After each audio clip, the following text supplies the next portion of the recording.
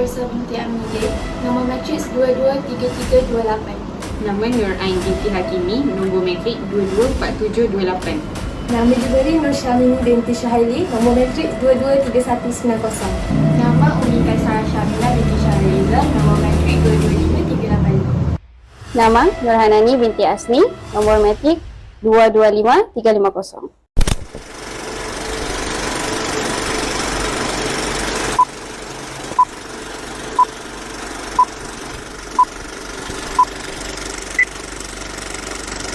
Assalamualaikum Cik Hana. Cik Hana, apa yang anda faham tentang hak keistimewaan orang Melayu? Hak keistimewaan orang Melayu? Orang Melayu mempunyai hak keistimewaan, ya kan?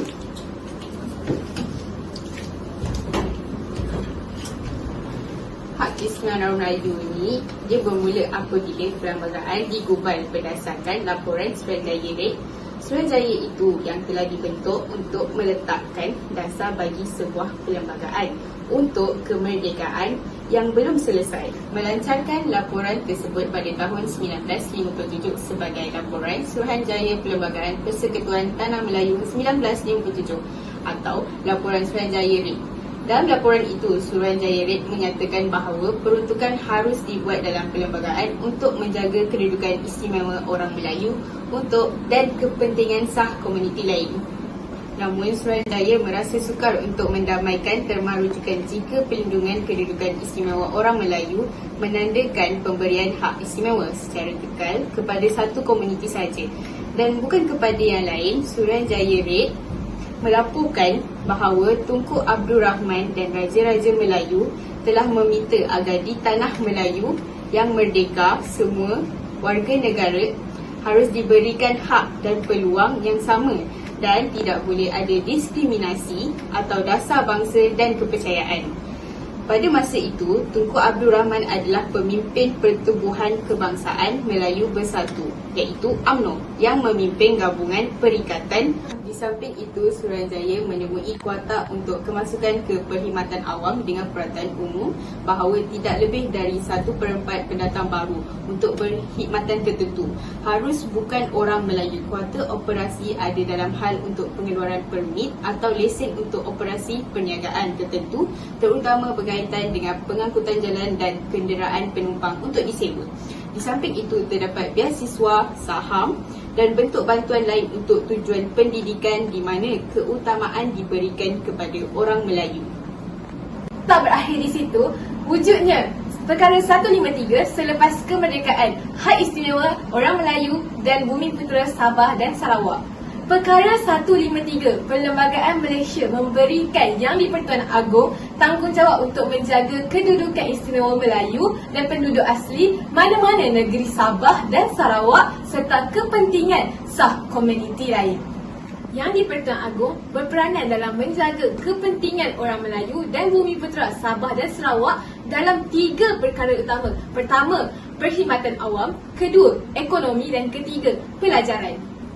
Perkhidmatan awam. Perlembagaan Malaysia menyatakan bahawa YDPA berperanan dalam memperuntukkan orang Melayu dan Bumiputera Sabah dan Sarawak jawatan dalam perkhidmatan awam sama seperti orang-orang lain tanpa mengancam kedudukan atau hak sedia ada orang lain dalam perkhidmatan awam.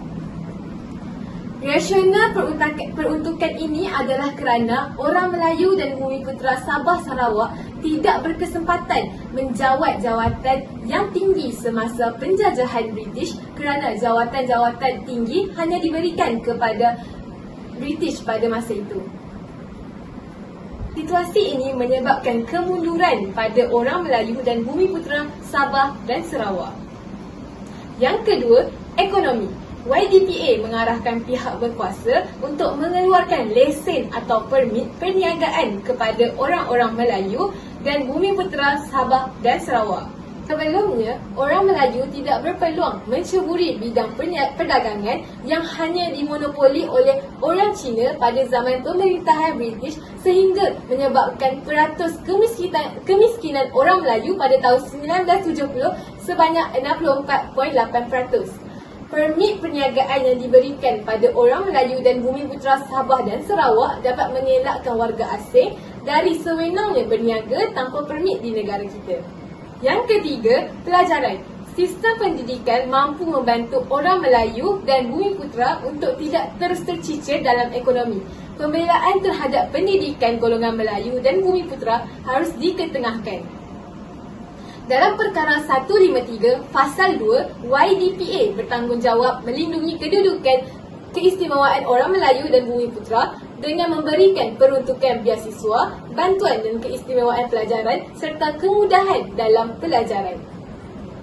Jika kita lihat Universiti Teknologi Mara UiTM menjadi bukti adanya keistimewaan yang diberikan kepada orang Melayu dan Bumiputera Sabah dan Sarawak dalam pendidikan. Selain itu, dasar ekonomi baru juga mempunyai faktor-faktor yang menekankan tentang hak keseimbangan orang Melayu. Dasar ekonomi baru adalah satu inisiatif yang diperkenalkan oleh Kerajaan Malaysia pada tahun 1971 sebagai respon terhadap ketidakseimbangan ekonomi antara etnik, khususnya memberi tumpuan kepada orang Melayu. Berikut adalah penerangan mengenai DEB dan kesan terhadap keistimewaan orang Melayu. Tujuan utama DEB ialah DEB bertujuan untuk mengurangkan jurang ekonomi antara etnik di Malaysia dan memberikan hak keistimewaan kepada golongan Bumiputera, terutamanya orang Melayu. Kesannya, hak keistimewaan ini tercermin dalam berbagai dasar yang menyediakan peluang ekonomi, pendidikan dan kepemilikan tanah yang lebih besar kepada orang Melayu. Selain itu, pengagihan kekayaan dan peluang ekonomi. DEB memberi tumpuan kepada pengagihan semula kekayaan negara dengan memberikan keutamaan kepada Bumiputera termasuk orang Melayu dalam sektor ekonomi. Kesannya, hak keistimewaan ini diterjemahkan melalui pemberian kontrak kerajaan, penubuhan syarikat Bumiputera dan kemudahan keuangan untuk memperkukuhkan kehadiran ekonomi orang Melayu. Dari segi sektor pendidikan dan pembangunan modal insan, DEB menyediakan peluang pendidikan yang lebih besar kepada orang Melayu termasuk pemberian beasiswa dan keutamaan penerimaan di institusi pendidikan tinggi. Hak keistimewaan ini memberikan akses lebih besar kepada orang Melayu dalam memperoleh pendidikan tinggi dan membangunkan modal insan untuk menyokong pembangunan ekonomi.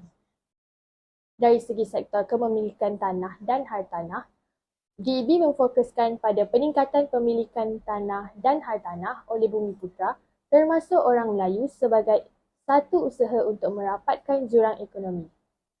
Hak keistimewaan ini tercermin dalam program pemberian tanah dan perumahan yang memberikan keutamaan kepada golongan Bumiputera itu.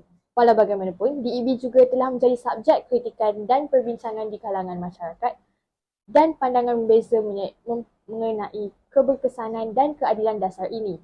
Ini mencerminkan kompleksiti isu hak keseimbangan orang Melayu dalam usaha mencapai keseimbangan dan kesamaan di Malaysia. Di sini saya boleh simpulkan hak keistimewaan orang Melayu sepatutnya tidak harus dipersoalkan dan dipergaduhkan di dalam parlimen dan sebagainya kerana ia adalah satu perkara yang telah dipersetujui sejak lama dahulu kerana ia juga kita sebagai rakyat Malaysia pada hari ini dengan aman dan makmur dalam masyarakat berbilang kaum. Menurut pakar sejarah, Profesor Emeritus dan Sri Dr. Khoo Kay Kim, rakyat Malaysia dari mana-mana kaum yang mempersoal atau mempertikaikan perkara 153 dalam perlembagaan negara yang mengiktiraf kedudukan dan hak keistimewaan orang Melayu dan Bumiputera adalah buta sejarah dan tidak memahami perlembagaan.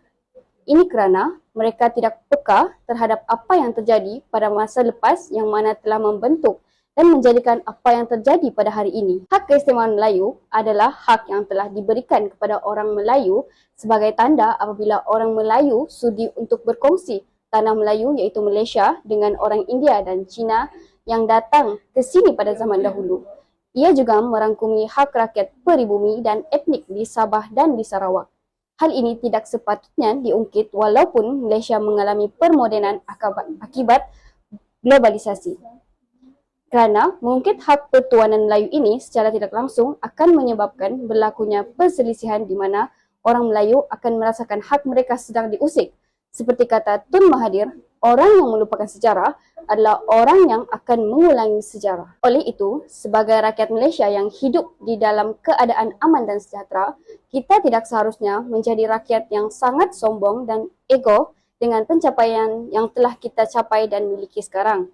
Jangan jadi kacang lupakan kulit hanya kerana kita sangat selesa dengan kehidupan sekarang. Maka kita cuba untuk membangkitkan isu-isu yang tidak patut kita bangkitkan. Ia seolah-olah menyimbah minyak ke dalam api. Keamanan yang kita nikmati kini adalah kerana pengorbanan pemimpin serta rakyat yang hidup pada masa dulu, semasa Persekutuan Tanah Melayu. Kita melihat negara lain seperti Kyrgyzstan, Darfur, Iraq dan Afghanistan yang berperang dan hampir tergadai negara sendiri. Dan jangan kerana perkara kecil ini, kita juga akan merasai kehidupan di dalam keadaan perang. Banyak perkara yang lebih penting patut kita kisahkan seperti isu kepanasan global yang makin meruncing ataupun globalisasi yang telah menghakis budaya bangsa Malaysia, di mana ia dilihat sebagai satu penjajahan bentuk baru yang telah dilakukan oleh negara barat bagi menjajah kita secara mentaliti biarpun secara fizikal. Perkara begini lebih patut kita risaukan kerana ia mampu untuk menggugat kestabilan dan keharmonian negara Malaysia jika ia tidak dibendung. Oh, banyak rupanya tentang hak-hak keistimewaan orang Melayu ni. Sekarang baru saya faham. Terima kasih korang. Kami host anda.